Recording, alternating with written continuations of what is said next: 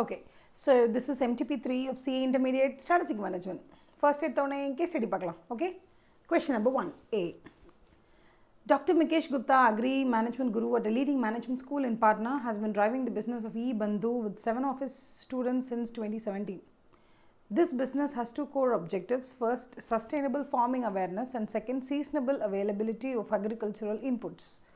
Okay, so these are the two core things. Okay, it is a technology driven business wherein they have a one-stop shop for all agri products available to farmers at a very competitive price. Okay, business is quite challenging given the fact that farmers in the region are not well aware of the use of technology. In the summer of 2019, the team decided to redefine their business strategy to succeed in the agri sector. They formulated a new definition and made strategic decisions to leverage their core competencies. Okay. First of all, core competency மட்டும் என்னன்னு தெரிஞ்சுக்கோங்க. core competency அப்படிங்கிறது வந்து இப்போ Saravana stores இருக்குல்ல, சென்னையில் Saravana stores இருக்குல்ல, சரவணா ஸ்டோர்ஸில் இருக்கக்கூடிய எல்லா கேஷியர்ஸுமே பார்த்தீங்கன்னா, தட் இஸ் பில்லிங் செக்ஷனில் இருக்க அத்தனை பேரும் பார்த்தீங்கன்னா ஸ்பீடாக பில்லிங் போடுவாங்க. அந்த மாதிரி வேறு எங்கேயுமே போடவே முடியாது, அவ்வளோ ஸ்பீடாக அடி தள்ளி நிமித்தி எடுப்பாங்க. ஓகே, இது வந்து சரவணா ஸ்டோர்ஸோட துணிக்கடை அந்த மாதிரி மட்டும் இல்லை, இது வந்து கோல்டு ஷாப்புக்கு நீங்கள் போனீங்கனாலும், சரவணா ஸ்டோர்ஸ் எலீட்டுக்கு போனீங்கனாலும் 100 பேருக்கு பில்லு போட்டு முடிச்சிருவாங்க ஒரு 1 ஹவரில். ஆனால் அதே மாதிரி நீங்கள் தனிஷ்குக்கு போங்க, தனிஷ்குக்கு போய் ஒரு நகையை வாங்கிட்டு வெயிட் பண்ணிங்கன்னா, டேய் சரவணா ஸ்டோர்ஸில் ஆள் கூட்டு வந்து விடவா, இந்நேரம் 100 பேருக்கு பில்லு போட்டிருப்பாங்கண்ணா, என்னடா தடவி தடவி தடவி ஒரு பில்லை 3/4 மணி நேரமாக போட்டுக்கிட்டு இருக்கீங்க, அந்த மாதிரி கட்டுப்பாகும் தனிஷ்கு. ஸோ இது ரெண்டுமே நான் வந்து எக்ஸ்பீரியன்ஸ் பண்ணி செம காண்டாக இருக்கேன். அந்த மாதிரி கோர் காம்பிடென்சிங்கிறது வந்து என்னென்னா, நான் உங்களுக்கு புரியறதுக்காக சிம்பிளாக சொல்கிறேன், டெக்னாலஜி அந்த மாதிரிலாம் யூஸ் பண்ணாமல் சிம்பிளாக நான் உங்களுக்கு சொல்கிறேன். கோர் காம்பிடென்சின்றது வந்து இப்போ சரவணா ஸ்டோர்ஸில் கோர் காம்பிடென்சின்றதே அந்த speed with which the people work, அந்த பில்லிங் செக்ஷனில் ஒர்க் பண்ணுறோம். இப்போ அந்த பில்லிங் செக்ஷனில் இருக்கவங்கள நீங்கள் வந்து கிராசரியில் வச்சாலும் அவங்க வேலை செய்வாங்க அந்த ஸ்பீடில். ஓகே, துணி செக்ஷனில் வச்சாலும் வேலை செய்வாங்க, கோல்டு செக்ஷனில் போட்டாலும் வேலை செய்வாங்க, வெள்ளி செக்ஷனில் போட்டாலும் வேலை செய்வாங்க. ஏன்னா அந்த ஸ்பீடுங்கிறது அவங்க பல வருஷம் சேர்த்து வச்ச ஒரு சொத்து மாதிரி அவ்வளோ சூப்பராக க்ரியேட் பண்ணி வச்சுருக்காங்க.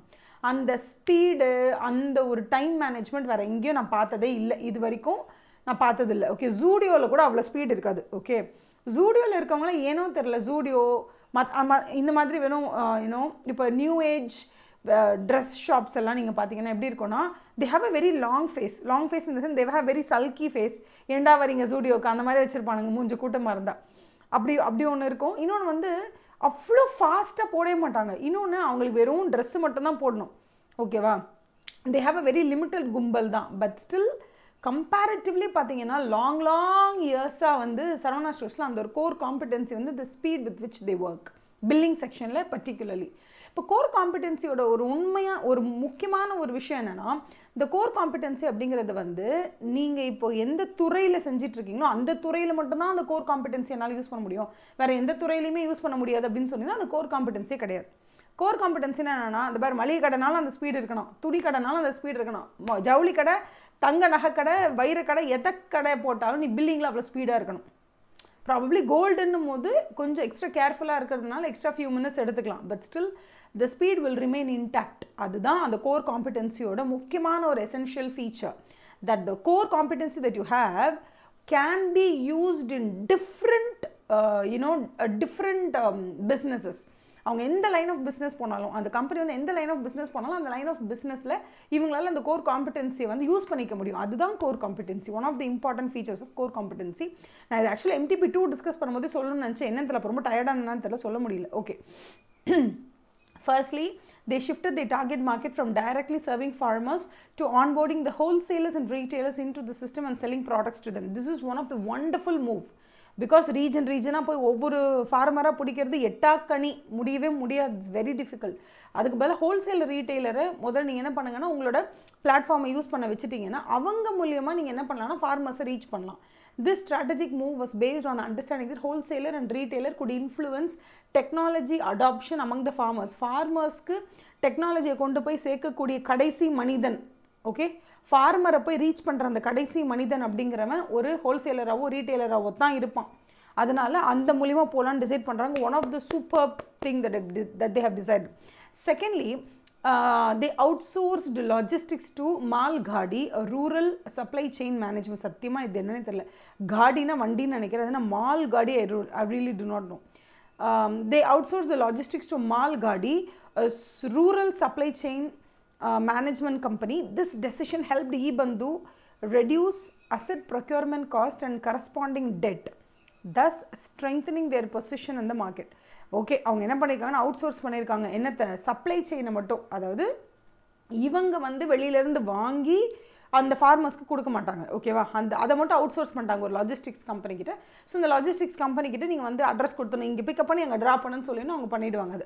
அதை அவங்க பண்ணிடுறாங்க. Thirdly, they introduced a new service based product, Charavidya, in their application. Okay, அவங்க ஆப்பில் என்ன யூஸ் பண்ணுறாங்க? நியூ சர்வீஸ் பேஸ்டு ப்ராடக்ட் ஒரு சாரவித்யான்னு யூஸ் பண்ணுறாங்க. சாரவித்யா aims to educate the farmers about the latest sustainable farming practices being implemented around the world. சூப்பரில், இதுவும் செம்மையான ஒரு விஷயம். அவங்களோட ஆப்லேயே அவங்க வந்து எஜுகேஷனை ப்ரொவைட் பண்ண ட்ரை பண்ணுறாங்க. அவங்க ஆப்பில் இன்டெகிரேட் பண்ணியிருக்காங்க. This addition could potentially be a game changer for E-Bandhu in the agro startup circle, further enhancing their core competency in promoting sustainable farming practices and technology adoption. Super. The team is very enthusiastic about the strategic changes brought in by Dr. Mikesh and anticipates a more sustainable future for their idea. சும்மா சஸ்டைனபிள்ன்றாங்க. சரி, okay, இதில் 3 விஷயம் தான் நம்ம கவனிக்கணும். என்ன அப்படின்னு பார்த்தீங்கன்னா, ஃபஸ்ட் எடுத்தோடனே சஸ்டைனபிள், சீசனல், ரெண்டு தான் அவங்களோட ரொம்ப 2 கோர் ஆப்ஜெக்டிவ்ஸ் அதுவாக தான் இருக்குது. ஃபஸ்ட்டு வந்து என்ன பண்ணுறாங்க அப்படின்னா, அவங்க வந்து லாஜிஸ்டிக்ஸை அவுட் சோர்ஸ் பண்ணிடுறாங்க. இது ஒரு விஷயம். இன்னொன்று, டைரெக்டாக ஃபார்மர் கிட்ட போகாமல் ஹோல்சேலர் ரீட்டைலர் வழியாக போகிறாங்க. அது ஒரு சூப்பர் ஐடியா, அந்த ஒரு மூவ். அப்புறம் எல்லாருக்கும் எஜுகேஷன் ப்ரொவைட் பண்ணுறாங்க. அவ்வளோதான், கொஸ்டினே மனப்பாடம் ஆயிடுச்சு. இப்போ ஆன்சர் பார்க்கலாம் வாங்க. Based on above case scenario answer தான் மல்டிபிள் சாய்ஸ் கொஸ்டின்ஸ். ஒரு 5 கொஸ்டின் இருக்கும். Switching from direct selling to marketing through wholesaler and retailer was a strategic decision taken by the management.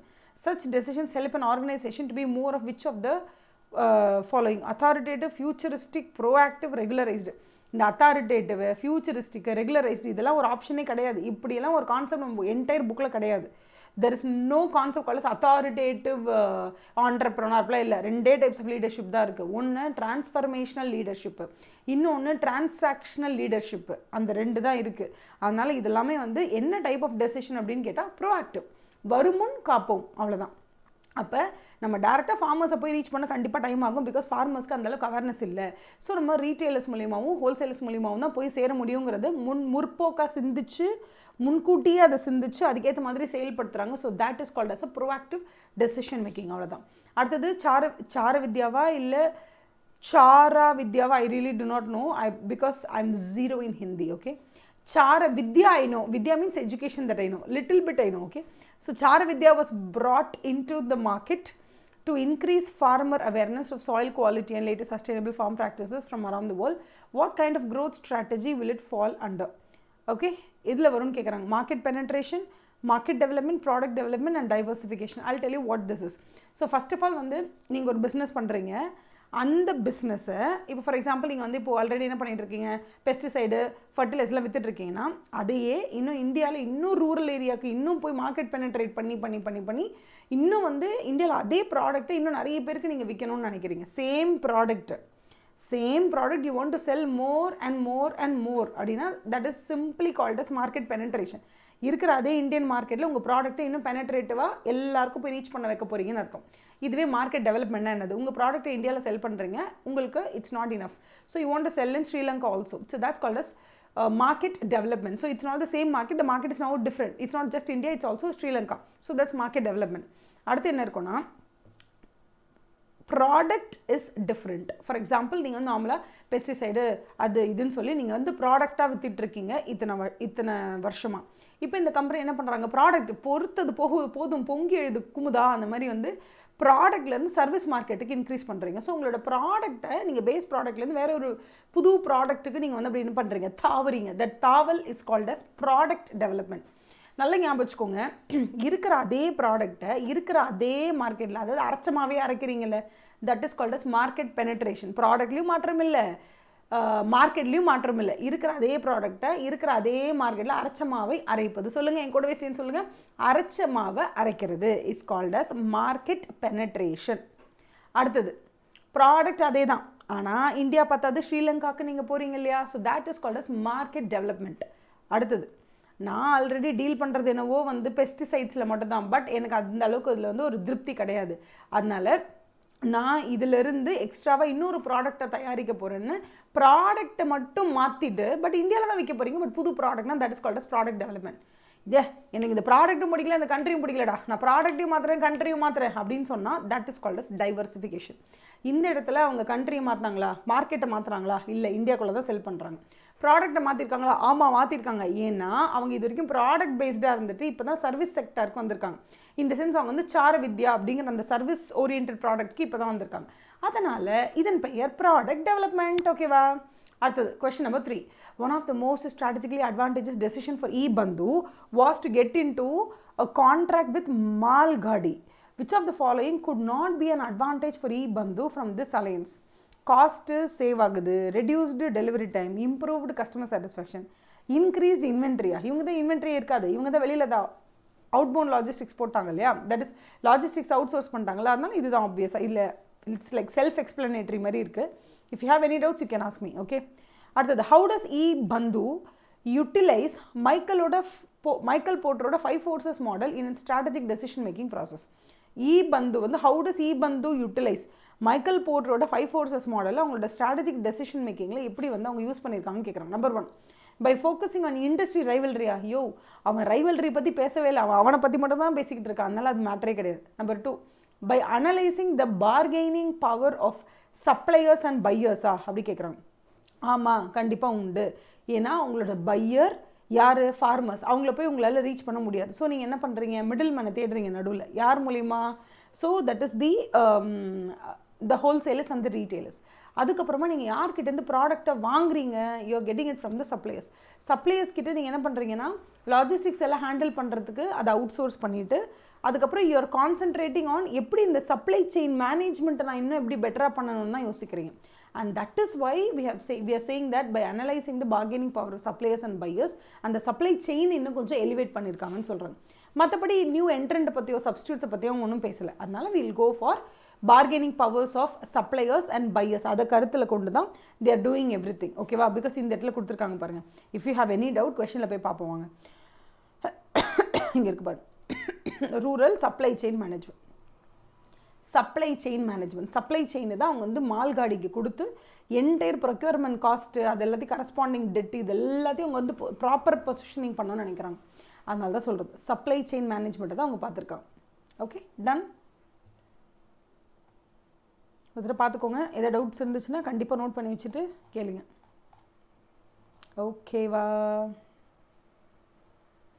Last question போயிடலாமா? இது என்னது?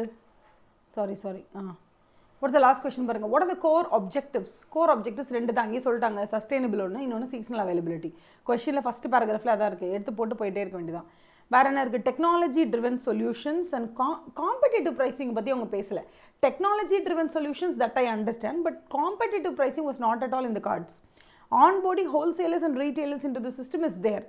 All of the above ஏன் எழுத முடியாதுன்னா, ஏன்னா வந்து டெக்னாலஜி ட்ரிவன் சொல்யூஷன்ஸோட சேர்த்து காம்படிட்டிவ் ப்ரைஸிங்னு கொடுத்துருக்காங்க. There was no competitive pricing at all. அதை பற்றி அவங்க எதுவுமே பேசல. ப்ரைஸிங் பற்றி பேசிக்கலாக அவங்க எதுவுமே பேசல. அதனால we can not go for it. Otherwise it's all fine. Okay, next one. அடுத்த கொஸ்டின் போயிடலாமா? Compulsory application based independent MCQs இதெல்லாமே எப்படி இருக்கும்னா, ஒரு கொஸ்டின் அது கீழே ஒரு சின்ன கேஸ் ஸ்டடி மாதிரி இருக்கும், அவ்வளோதான். 2 கொஸ்டின் அந்த மாதிரி இருக்கும். லாஸ்ட் வந்து சும்மா ஒற்றை வரி கேள்வி மாதிரி ஒன்று இருக்கும் பாருங்கள், 1 மார்க்குக்கு. அது பார்க்கலாம். ஓகே, என்னங்கடா வாயிலே நுழையாத மாதிரி இவனுங்களா அது ஒரு பேர் கொடுத்தது வந்து ஸ்வபாவ் ஏதோ ஒன்று.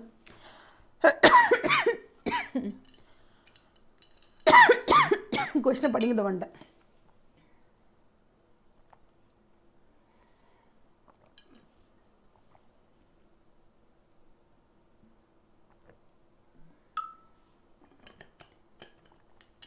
Okay, question ஸ்வபாவ்.